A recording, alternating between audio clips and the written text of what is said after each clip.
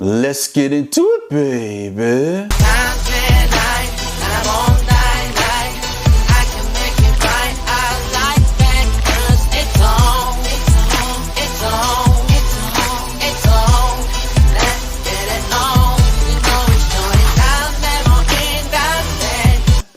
This is Travel Bang back again. Welcome to the jungle. We got fun and games. Thanks for rocking with me one more time. Hit that like and subscribe button. Share with family and friends. I immensely appreciate any support that you can give to this channel. This episode is very near and dear to my heart. As you know, being that type of guy that always travels, it's ingrained in my brain. It's embedded in my genetics like a nomadic gypsy. I grew up in a military household. My father was an infantry officer, so we had to move every 3 to 4 years to a different area of the world, whether it was different parts of Germany, a little bit in France, off the coast of Portugal and the Azore Islands, Japan, just all over the place, even all across different parts of America. I always never had that chance to really develop roots in any community. When I was just getting used to things, I would get, just basically ripped out of the ground like a plant. And I had to, immerse myself into a whole new area and get to know way different new people. And my used to be friends were not friends, and I had to make new friends. Okay, so definitely it becomes a part of your life to seek out adventure. You know what I mean? Especially when you come up like that. And then even as an adult, as a government contractor, work in different places. But I want to talk about something that's near and dear to my heart is long distance booty calls, okay?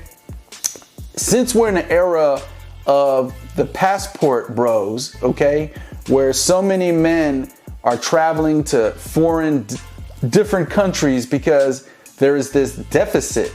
Okay, most people don't want to talk about this. I get it. There's a lot of dating channels out there, a lot of lifestyle traveling channels out there for bachelors. They're not talking about this. There is a deficit going on. Most men are just not getting it in. They're not clapping cheeks in their own country. Here in the United States, there is almost, I would say, a small percentage of men who are getting all of the booty. And then there's a large population of men who are just out here constantly, living month to month, experiencing episodes of a drought. You know what I mean? We can argue all day about, they're slipping on their pimping, it's their fault. You know what I mean? If you would just embrace the mantras and the outlook of a Mac Daddy, Don Dada, Don Juan DeMarco, everything will change. Now, we had explored articles, different research, analytical reports saying that really it doesn't matter how stone cold you are with game. There is some strange stuff going on lately in the United States where it's been a 30-year low where people are just not being intimate with each other in the bedroom, and it is some strange times. Is it the internet? Is it the malfunction, abnormal hormones that we have, compared to the sex hormones that people had back in the 50s, 60s, 70s, 80s, whatever, compared to now because of all the microplastics in our foods. What is it? Why are people not doing the shebang bang double monkey backflips like they used to?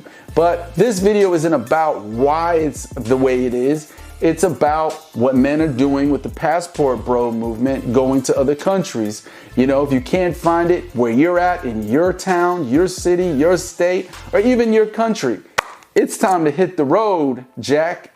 You know what I'm saying? And that's what we're doing. You know what I mean? We're staying creative, we're staying productive, we're staying open-minded. And I got a lot of questions about if you meet a woman online and you got the chemistry, you're starting to do video conference calls and you're getting to know each other and what to do and what not to do. Now let me discuss the successes and let me discuss even my failures. This is something I want to share with all the men out there so you don't have to go down the wrong road. You'll know because you heard it here first from Fritz Edelweiss on Travel and Bang. Okay, I can say a lot of my long distance booty calls have even transformed, they evolved into full-fledged monogamous long-term relationship. Even with long distance booty calls or just hooking up, it can evolve, as I said before, it can evolve into something quite serious. It just depends on the level of chemistry and value systems that you share when you're with that woman. When you spend time together in that short moments of time, hitting the bedroom, laughing, watching Netflix, chilling, eating food, drinking wine, having a fun time. Okay, but my successes are long numbered, okay? Mostly, of course, going to Germany. I always will have a link with Germany. I'm half German, yes, okay? So I would meet women on Facebook, okay, several of them, start conversing, and then what I would do, I'd kick it up a notch and say, hey, look, let me add you on WhatsApp, or let me do a video conference call with you. I would like to get to know you a little bit more. So if the woman was digging you online and the timing is right, because remember, that's what it's all about. It's about timing. So you and the woman will start conversing online, doing video teleconference calls. And if there's chemistry, which I've had a lot over the years, I usually would tell the woman, hey, look, we got this great invention called an airplane. So I can get on this airplane and I can come to Germany and we can go out and hang out and have some fun. Would you be down with that? Now, the women who are reciprocators, who are down, they're gonna be like, hell yeah, do it. So, you know, I jump on the plane a month, maybe 2 months later, and I'd be there in Germany and you know, we go out to eat, we have a fun time, and less than 48 hours, usually we would already be doing things in the bedroom. That's how quick it went. You know what I mean? There was no respect lost. There was no weird vibes going on. It was just two people with extreme levels of attraction for each other. The rapport building, right? Building rapport is important, has already been done for a month or maybe 2 months, going back and forth, texting or making teleconference calls through the videos, you know, things of that nature, okay? And I can say it's some of the hottest sex I've ever had. And one of the reasons why it's the hottest bedroom action you'll ever have is because it's that anticipation. Your anticipation of meeting this woman, whether you admit it or not, when you're talking to a woman that lives in another country, you're starting to fantasize. Your mind is starting to run wild. She's starting to fantasize. Her mind is starting to run wild. You understand? So the time you meet each other, you're just you're fully saturated with oxytocin, you know what I mean? Dopamine, serotonin, you know what I mean? Immense amounts of testosterone, which boost sex hormone even more. So that's why it's some of the hottest, passionate lovemaking you could ever have is when the anticipation is high of flying somewhere, right? You have to basically put in the energy and the effort to get on that airplane, you know what I mean? And just go all the way, whether it's 12-hour flight, whether it's even a 20-something hour flight, to get there and to make it happen. And through the woman's subconscious instinct, she's very impressed because she sees how much effort you made to come see her, and you don't want to spend all that money, energy, and time just to make that happen, right? And even, you know, as time goes by, if you want to kick it up a notch, as my friend always advised me, because my friend, he's a Cuban Mexican dude. He always would, you know, contact and do his thing with Latinas in Latin America. And yeah, you want to kick it up a notch. And what I would advise is send each other videos. You understand? Send each other erotic photos. I would even recommend of doing a live stream video session where you and the woman, right? You and her on video are doing erotic things as you're looking at each other. You understand what I'm saying? You don't understand what I'm saying? Now, why would you do that? I'm not telling you to do that just for the obvious reasons of pleasure. You know what I mean? That you see her pleasuring herself, she sees you pleasuring yourself. You know what? It's also a trust thing. If she's willing to do that, if she's willing to send you video clips of herself doing erotic things or doing live stream with you, you and her doing erotic things in exchange, seeing each other, that just already tells you you're not going to waste your time and money and effort to fly to where she is, whether she's in France, whether she's in Germany, whether she's in the UK, whether she's in Australia, or whether she's somewhere in Asia, wherever, or Latin America. You know what I mean? Colombia, wherever. Because if she's willing to do all that, then you know she's down, down, down, down, down. So the first lesson I want to show you, okay, what not to do is I want to talk about this one woman I was in contact with, a very, very, very attractive, very beautiful, sexy, blonde, Polish girl. She's blonde, but she lives in Toronto, Canada. And I've been in contact with her for so long, it's ridiculous, okay? Just a long time pen pal type of situation. And I've always found her attractive. I've always flirted with her. I always communicated my romantic interest in her.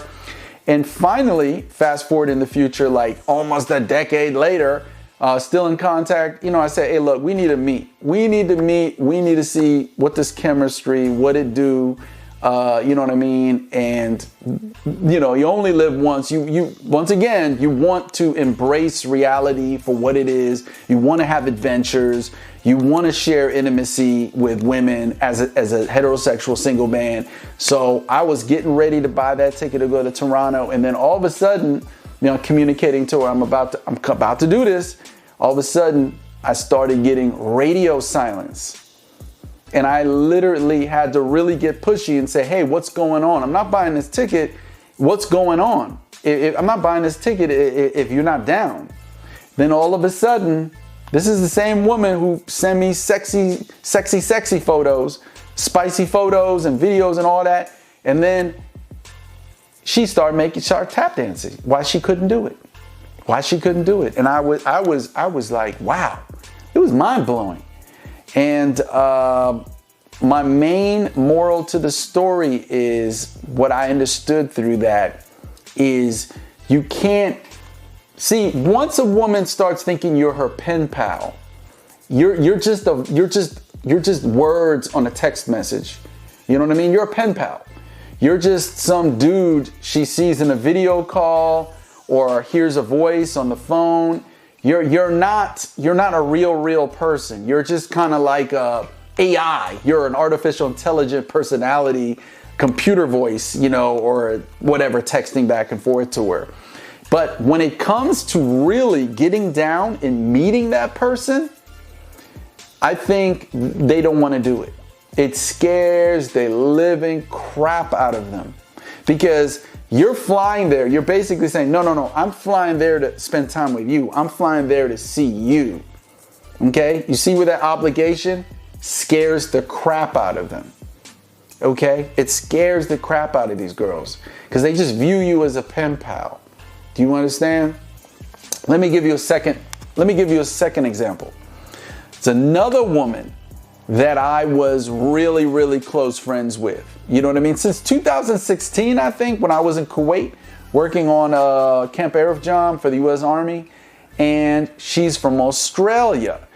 When I tell you this woman was one of the hottest, porn star hot, like hot, like hotter than lava, just hotter than the summer in Iraq hot. When I tell you how damn drop gorgeous this woman was, you wouldn't believe me, okay? So I was shocked how great of a charismatic personality she had. She was easy to talk to because mostly hot girls, there's something messed up about most hot women. You know what I mean? They just, you can't get on with most hot girls. But this chick, she was like a super hot woman that had a personality of a woman that wasn't super hot. She was humble. And so years go by, years. Now, fast forward, from me to Kuwait to Afghanistan, the military messed that up and that ended and I got employment back here in the US. And then finally, also, I got to the point where I was like, man, I want to meet this chick. I want to meet her. I want to spend time with her. I might want to get intimately involved, romantic with her, have, a long distance booty call. Why not? Why not? You know what I mean? We got a lot of chemistry from what I can tell, but let's see if there's real life chemistry. So the same thing, right when I edged up to telling her, like, look, I'm ready to buy this ticket. You know what I mean? But you're far away. You're like really far away. You're on the ass of the planet, far away. So let me know when a good time is I could fly down there. Then all of a sudden, things got radio silence. Things got weird again. You know what I mean? Then all of a sudden she started avoiding me. All of a sudden there was all these life problems that just came out of nowhere. And they might have been real life problems, but it's just kind of was strange that everything just started popping up when I really pushed the issue of wanting to spend time with her, meet her and spend time with her. You know what I mean? And then I brought up, hey, look, if you're not cool with me going down there, who knows, maybe she got a dude, right? Going down to Australia to hang out with you and chill. You were talking about, I told her this, you were talking about this whole time how you need a vacation. How about I pay the ticket for you to fly to Virgin Gordon, the British Virgin Islands, okay? The most beautiful spot in the Caribbean. We meet down there, okay? She'll have jet lag for maybe 2-3 days. She'll get over it. And I said, and we share, you know what I mean? Beach house outlooking the Caribbean water. Me and you spend some time in a beach house in the Caribbean. What you think about that? Radio silence, nothing. You would think a woman, when she hears that, she's like, oh, hell yeah, let's do it, baby. Hey, but once again, it went nowhere. You know what I mean? And all of a sudden, I got downgraded. You know what I'm saying? I was on a level where she had romantic interest in me. And then all of a sudden, and then I realized the same thing. 2 times a charm. I realized, and that's the mistakes I don't want you guys to make. You can't let something carry on to be a long-term pen pal situation. It goes on too long, and that's all they see you as, gentlemen, is a pen pal, a digital pen pal. Do you understand that? So what I want to tell all the men out there is when you meet a woman that, rocks your socks off, she's beautiful, she's charismatic, you really want to meet her. The timeline where you got to get that plane ticket and see her, I would say you need to do it within the timeline of 6 months. They're being reasonable and realistic, okay? 6 months. Within 6 months, you got to confirm with her, like, look, I'm going to come out to see you. I want to meet you. If you do my mistake, what I did with the blonde Polish girl in Toronto and then the beautiful Australian woman, remember, we're here for a short time, but we want to make the short time a good time. You know what I mean? So find people, gentlemen, find women that also want a deeper connection. That's what it's really about. Once you get past the orgasmic energy release, the climaxing of you and the woman in the bed and this and that and this, all the erotica stuff, it's really, as human beings, we're looking for an exchange. We're looking for a deeper connection. You know what I mean? Even if it's just a physical, shallow exchange, it's still a connection. And us as humans, it means so much to feel that energy transfer. She's fun, fit, friendly, submissive, cooperative, and ready to go. Asombroso!